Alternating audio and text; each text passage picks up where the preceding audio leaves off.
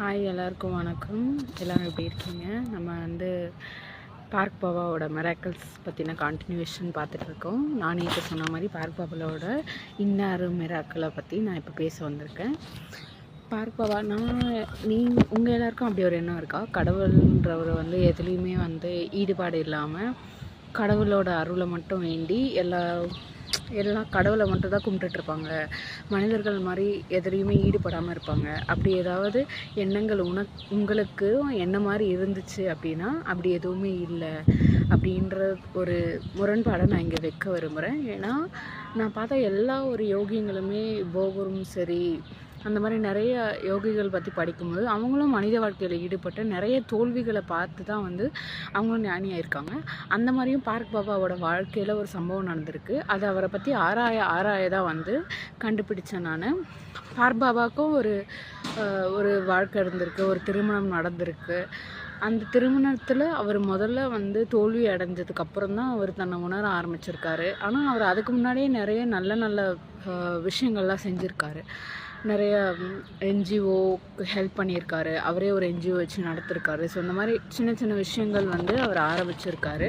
அவரோட திருமண வாழ்க்கையில் ஒரு கஷ்டமோ ஒரு செப்பரேஷன் ஏற்பட்டிருக்கு. அதனால அந்த விளைவுகள் இது.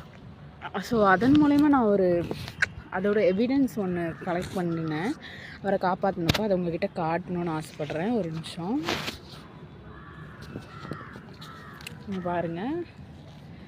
இந்த சம்மரி தான் பார்க் பாபா அனுபவிச்ச சம்மரி. இதில் என்ன ஆச்சுன்னா, அவர் அந்த இன்சிடெண்ட்க்கு அப்புறம் அவருக்கு அம்னீஷியா வந்திருக்கு.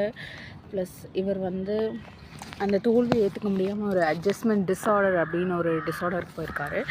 ஸோ நம்ம கூட இருந்தவங்க ரொம்ப வருஷம் இல்லை ரொம்ப மாதம் அவங்களுக்கு ரொம்ப அவங்களோட அன்புக்கு மிகவும் அட்டாச் ஆகிட்டோம், திடீர்னு அவங்க நம்மளை விட்டுட்டு போயிட்டோம் அப்படின்னா இந்த அட்ஜஸ்ட்மெண்ட் டிஸார்டர் அப்படின்ற ஒரு டிஸார்டர் வரும்.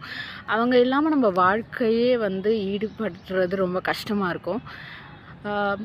அவங்க இல்லாமல் நம்மளால் தனித்து எதுவும் செய்ய முடியாது அப்படின்ற ஒரு தருணம் வரும் நமக்கு. பார்க் பாபா அந்த நிலையும் தாண்டி தன்னைத்தானே நிறைய மறந்து போயிட்டு அதையும் தாண்டி கடவுள் அவரை காப்பாற்றிருக்காருன்னா இந்த மாதிரி பார்க் பாபா ஆகிறதுக்கு அப்படின்னு தான். இதை நான் உங்ககிட்ட ஆல்ரெடி காட்டணும்னு சொல்லியிருந்தேன். பட் அதுக்கு டைம் இல்லாத காரணத்தில் இப்போ நான் இதை காட்டியிருக்கேன், பார்த்துக்கோங்க. இதை நான் ஜிஹெச்லேயும் போய் வெரிஃபை பண்ணேன்.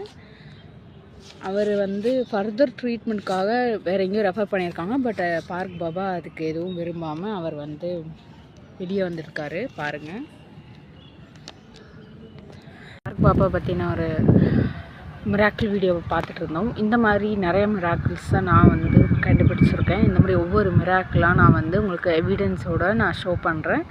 Until then it's bye from கோலாடு.